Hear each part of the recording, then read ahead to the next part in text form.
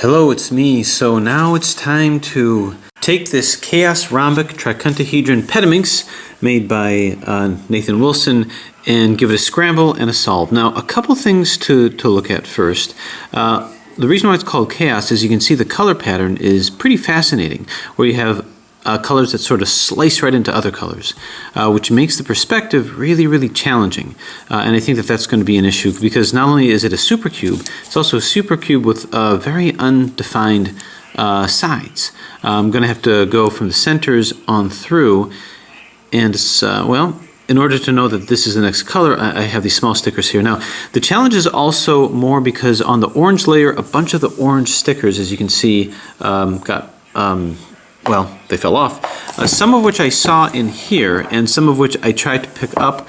You can still see some small, tiny orange residual stickers here. A couple of them I tried to put back on, but to be honest with you, I would have to super glue it, and I didn't really want to put a super glue in there because I thought it might end up causing issues. So better for me to just try to solve it without the sticker and anticipate what color it might be rather than try to ruin this work of art here. Now, I also anticipate that in the process of scrambling and solving, more than likely, more stickers are probably going to come off. So this will be an interesting expression of a challenge, and it's my intention to try to conserve the integrity of the puzzle as much as I can, but I think that in all likelihood, because of how small these stickers are, there's a good likelihood that some of them might fall off as I'm doing it. So sorry, Nathan, if that happens, but I assume that it's not too much of a problem putting stickers back on it. Anyway, he did offer sending it back and re-stickering it, but I figure, well, why do that? I think it's salvageable. I'll just have to bear in mind that if there is a side that I'm not getting, specifically the orange, I looked at it pretty closely, and it's mostly the orange side that seemed to get it more than others. There are some pieces that are devoid of any stickers. This one it's yellow. I'm just going to bear in mind that the one with the yellow corner, that's just one yellow over here, is devoid of stickers here. They're all yellow. So I think more is going to be apparent. But Nathan is really, really, really good at designing puzzles that aren't just showpieces, but are actually functional puzzles that are playable puzzles. Like right over here, you can see this one is on its way out right now. So I can try to nudge it back in. But it is on its way off. It's okay if it comes off because I can correlate the color. Now, there's no way that that's going to stay on without me dousing it with some super glue, which I could, but again, I'm afraid of getting into these little cracks and causing some issues there. So again, I do apologize if I render this mostly stickerless by the end of it, and that might be a reason why I might not be able to solve the whole thing, but I think it is definitely worth the try because, like I say, although some designers make puzzles that are really complex but completely useless in terms of solving, that is not Nathan's puzzle. So I'm going to take one more look at this, and I have to correlate the notion that these are not colored sides, they're just like little ribbons of color. And sometimes they span one center from one center to the next. Like for instance, the orientation of the center I can correlate with this. This orientation, forget about it. I would have no idea. And actually this can be any orientation, so that's a saving grace. That's a saving grace too. So some centers are supercube centers and some are not. How would I know that this is oriented the way it's supposed to be as opposed to here? I almost feel like I should be taking a picture of it to decide. So in other words, how would I know? I wouldn't know. Well, I guess the only way that I would know is this would be a gradient between yellow and red, and you can see a darker gradient here, so that gradient is going to have to line up with here. This just ends. It's just a ribbon that ends, so there's no way to know.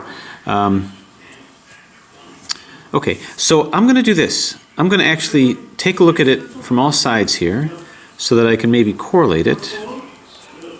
And I think I might do something that I've never done before.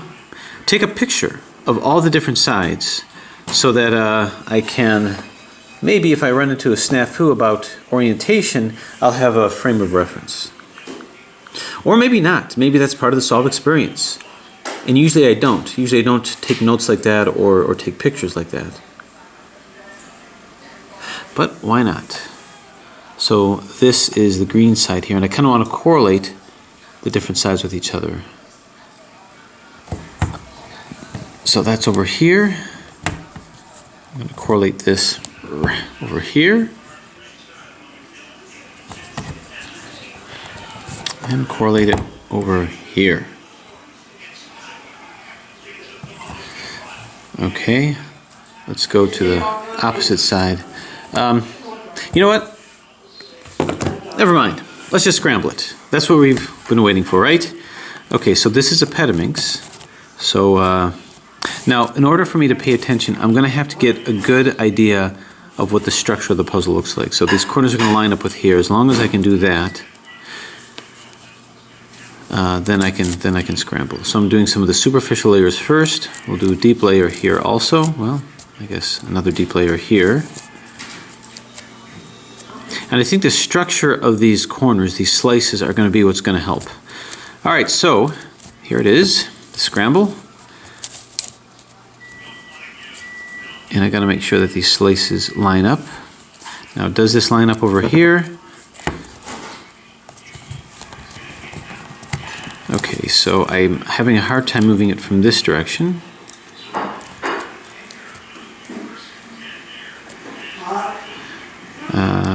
Okay. All right, yeah, so as long as we're lined up, we're good. I'm just going to keep moving it across like this.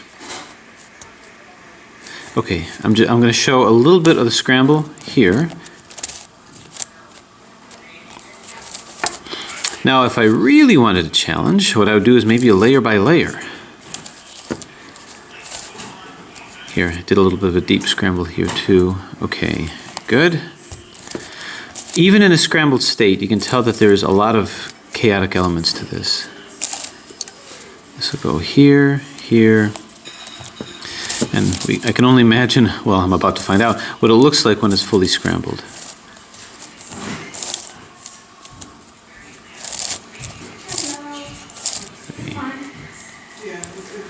Okay, I'm going to keep going.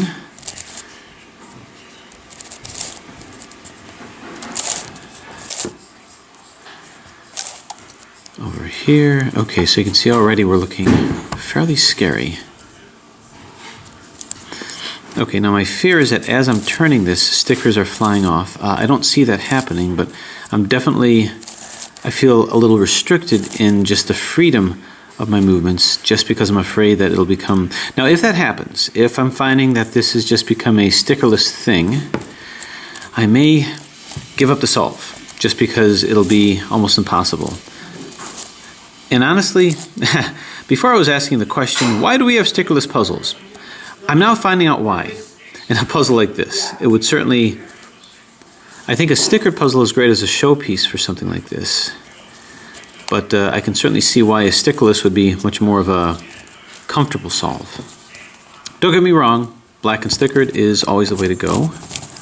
But I can see why, when it comes to actual functional scrambles and solves, that may play a role. Stickerless.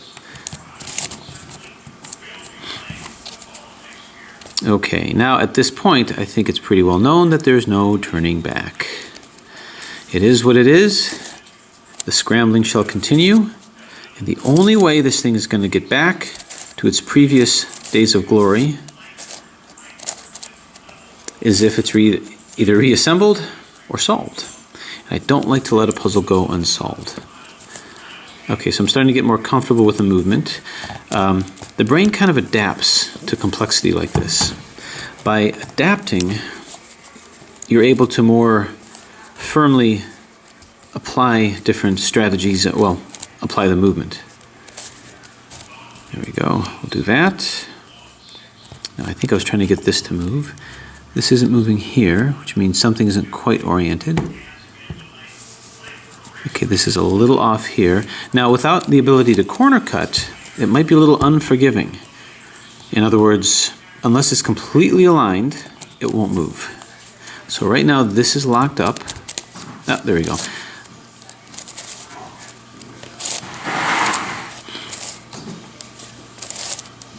We'll start moving this away here.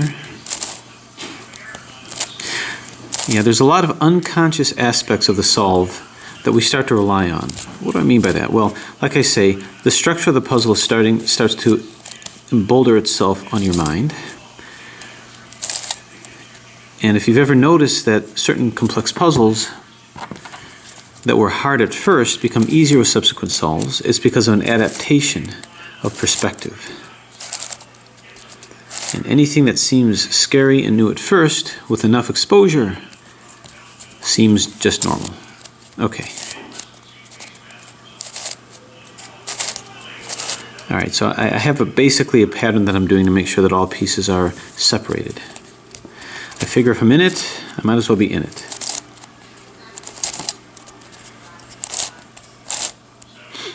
Okay, so far so good. Let's take this and separate these guys out. Now, even if you notice, I'm a little more comfortable in the rapidity of my solve. I'm just grabbing sides and turning them, and that's because I'm a little more comfortable with what's aligned and what's not aligned. You can see I'm doing more counterclockwise and clockwise turns. Okay, and I'm getting more of an intuitive feel for what sides are what. Now, I know that stickers may start to fall off as I'm solving it. I'm trying not to do that now because at the very least, I'd like you to see what this thing looks like completely scrambled. And it doesn't take a lot of movement, so I don't have to worry about straining my hand or wrist or carpal tunnel or nothing like that. Okay. Every so often I'm so focused on the puzzle I start to veer off the camera, which is very frustrating in post-production. I keep yelling at myself, get it in the center. Okay, how are we doing? It's looking pretty good. Let's tease this out here. Oh, we got too many that are too aligned. Or, all right, so I want you to turn, but you're not. So, where must you go to turn? There we go.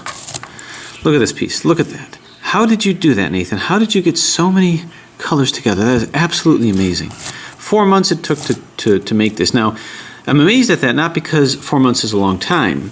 I'm amazed because 4 months doesn't seem like nearly long enough to create something like this. It just shows the commitment that you have in your workshop over there. Look at these pieces.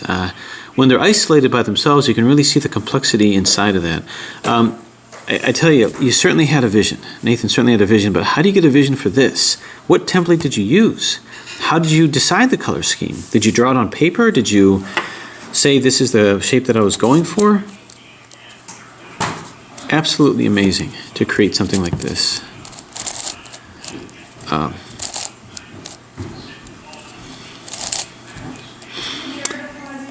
Okay, well, no, these guys are still too close to each other.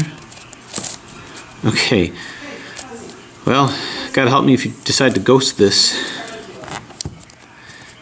Hint, hint. No hint. Okay, now I know it's not aligned because it doesn't look like it's aligned. Oh, I don't want to cause too much friction. There we go. Okay, how does that look? I got these two in association with each other.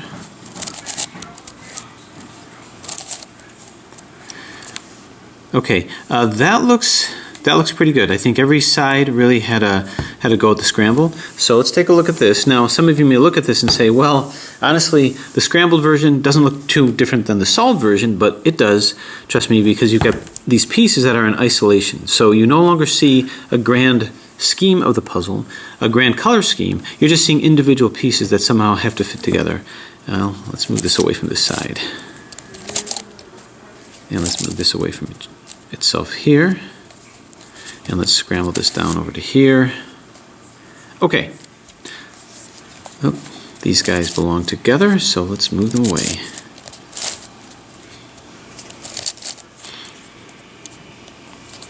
Okay, so there you have it. No color scheme that seems to make sense. We see that there are the centers that are here, so we're going to just take one last look at this. This I think is on the side, but it's the wrong place. And ask ourselves the question, how are we going to even start? I don't think I am going to solve this layer by layer. I think I'm going to do it side by side, do it by reduction, the way that I would do a Petaminx, and then see where things go. So there you have it. Again, Nathan, what a fantastic creation. I don't know how you did it. I don't know how you decided the shapes and the color scheme. Obviously, you, like I say, you had some vision, you had some kind of a template that you were working with, and now we're going to start the solve.